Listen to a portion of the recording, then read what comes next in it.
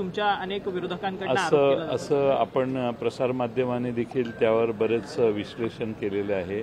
मंत्र्यांनी त्यांना हॉस्पिटलमध्ये ठेवायला सांगितलं आणि त्याचा गैरफायदा घेऊन तो पळून गेला, असं चित्र दिसतं। आज विधानसभा अध्यक्ष राहुल नार्वेकर यांनी मुख्यमंत्र्यांची भेट घेतली आणि जे प्रवक्ते आहेत त्याची देखील ते बैठक घेणार आहेत। नेमका कशा प्रकारे आपण बोलावं त्याच्यासाठी ते बैठक घेणार आहेत, कसं पाहता याच्याकडे?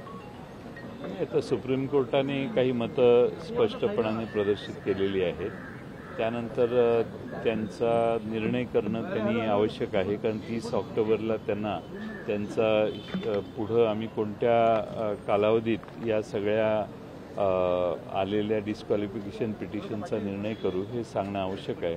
त्यासाठी ते चर्चा सल्लामसलत करत असतील, मला माहीत नाही ते काय चर्चा करतात। जागा निहाय आढावा घेत आहे, पण येणाऱ्या काळात आता लवकरच तुमचे जागा वाटपाचे फॉर्म्युले सुद्धा ठरतील। साधारण बेसिक निगोसिएशन्स काय असेल तर तुम्ही स्वतः राष्ट्रवादीच्या बाजूने? आम्ही शिवसेना, काँग्रेस आणि राष्ट्रवादी आणि या महाविकास आघाडीमध्ये आणखीन काही घटक येऊ इच्छित असतील तर त्यांना घेऊन जागा वाटपाची चर्चा करणार आहोत। बैठक घेणार आहात का तुम्ही? 3 पक्ष एकत्र बसून जागा वाटप? हो, नक्की 3 पक्षाची तर बैठक होईल, पण त्यापेक्षा आणखीन काही येऊ इच्छित असतील तर त्यांनाही विश्वासात आम्ही घेऊ। वारंवार मेरिटनुसार जागा वाटप होईल असं सांगितलं जात आहे। आताची समीकरणं बघताना मेरिट कोणत्या आधारे आणि कोणत्या अनुषंगाने डिसाईड होणार? नाही, असं आहे की निवडून येण्याची शक्यता उमेदवाराचं त्याच्यात जे चांगला उमेदवार कोणता, शेवटी महाविकास आघाडी निवडून आली पाहिजे हेच आमचं प्राधान्य असेल।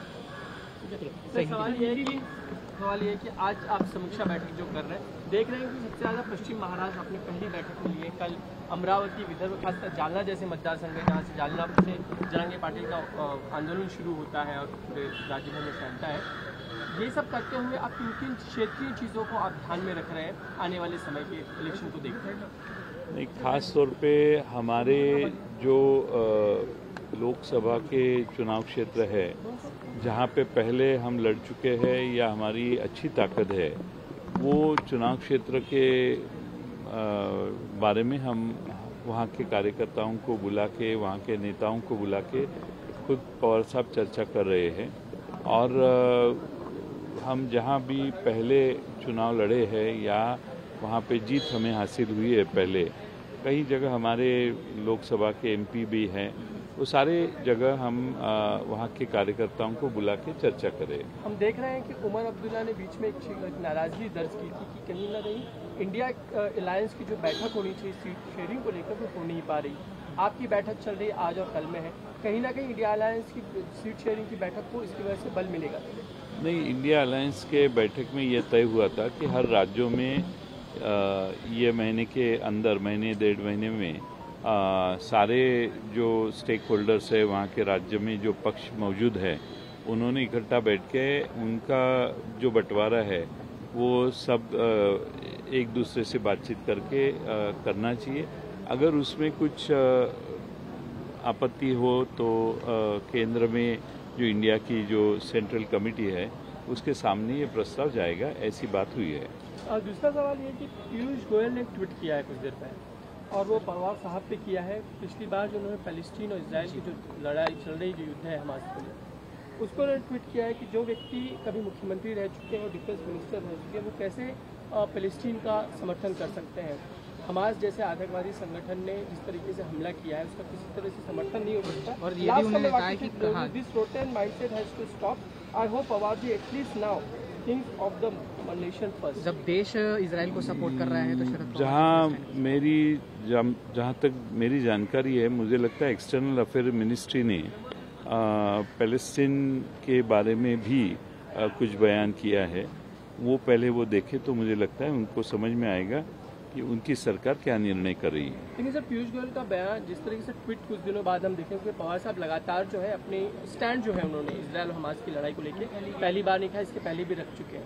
अब ट्वीट कर पवार साहब को टारगेट करने के पीछे क्या कोई राजनीति आप देख रहे हैं? नहीं, वो उनका एक्सप्रेस करने का वो प्लेटफॉर्म है, उन्होंने एक्सप्रेस किया है।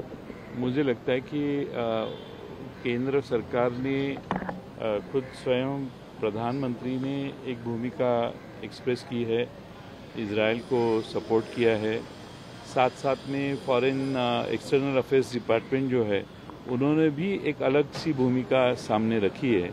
इसमें जो विसंगति है वो देखे ऐसे मुझे लगता है। लेकिन जिस तरह से CWC ने सपोर्ट किया है, हाँ, अजित पवार में गए हुए कुछ एमएलए आपके संपर्क में है और वो वापस आना चाहते हैं, ऐसी एक बात सामने आई है क्या?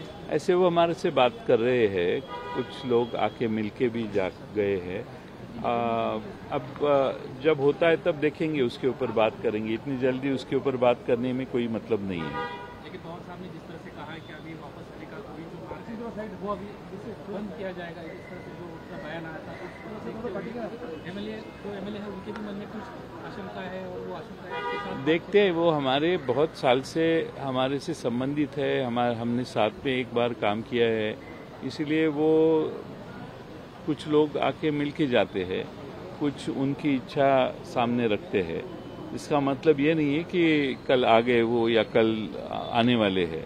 तो मुझे लगता है कि वो अलग, हर एक की अलग अलग केस है और उसके बारे में आज विचार करने की कोई जरूरत नाही आहे। जब वक्त आएगा तब देखेंगे। सर, आज मानसिंग नाईक हे सुद्धा आलेले होते। खरं तर त्यांनी अजित पवार गटाला त्यांचा पाठिंबा दिलेला होता आणि आजच्या बैठकीला ते उपस्थित होते। खरं तर काय अडचण काय म्हणतात? असे एक आमदार आहेत, किती आमदार आहेत, काय खरं नक्की नेमकं काय आहे? तिथल्या लोकसभेच्या संदर्भात चर्चा करण्यासाठी आम्ही त्यांना बोलवले, ते आले। पण असे किती आमदार संपर्कात आहेत असे जे तुम्ही बोलवल्यावरती येतील? म्हणायची का त्यांची? आता त्याच्यावर मी भाष्य करत नाही। पण असे किती आमदार आहेत जे तुम्ही बोलवल्यावरती येतील म्हणून? बरेच आहे।